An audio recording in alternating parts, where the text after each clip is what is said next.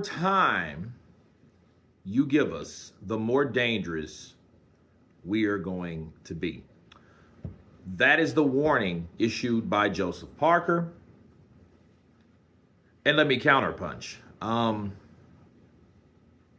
I would have to disagree. I think I'm seeing confidence from Joseph Parker. I'm seeing the idea that he's believing that Danny Dubois ducked him.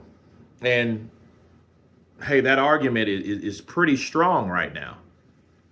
Simply just based on the fact of what happened and how it's happening and what's going on right now, right? What's scheduled, the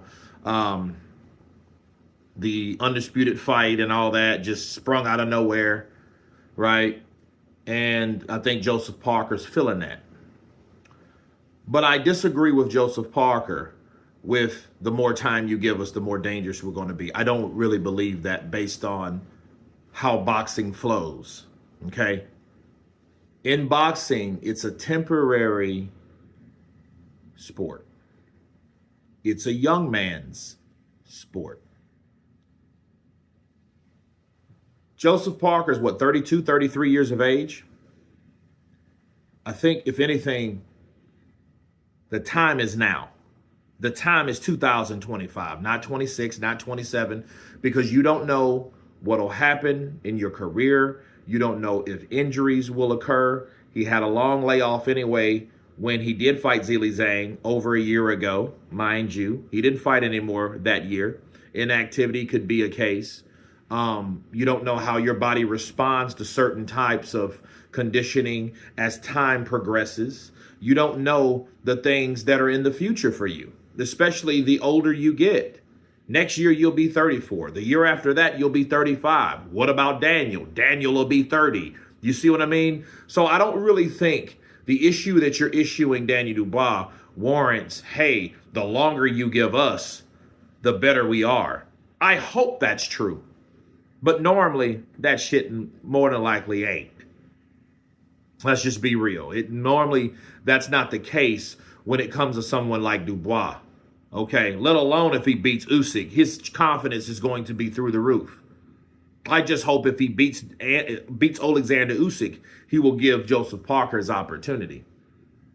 Okay? So no, it would be different if Parker was younger than Dubois. That would make a lot of sense. It would make more sense someone like Moses saying that type of shit. Moses Atoma, because Moses Atoma has youth on his side, right? And normally you get better in time. You know, you have a more and longer time in your career to fight guys like Dubois, like Parker, like Miller, like Anderson, like Ajagba, like Caballo, like that, right? Not when you're 33. You know what I'm saying? Because Joseph Parker, no, he's not old, but he's getting older. He's aging. And you know one thing about certain promoters, they like the idea of aging fighters out, especially based on their current opposition, who they're fighting currently, who they get in the ring with, who they're spending and filling their time fighting.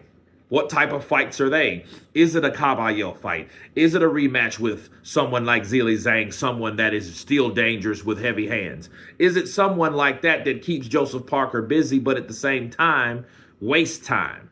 You know what I'm saying? The time is then used to fight these guys. Sure, it may keep him active, but in that activity gap, what is the risk factor? The risk factor is possibly getting hurt. You see what I mean? Injured. See, those are the reality of staying active, right? Because you more than likely will take some type of war wound when you fight these guys. So where Parker's saying, hey, the more time you give us, the more dangerous we're going to be. Well, I don't know. I hope that's the case. I would like to know why he feels that way. But he said, I've been in there with the best and I'm only getting better. Well, that's an opinion.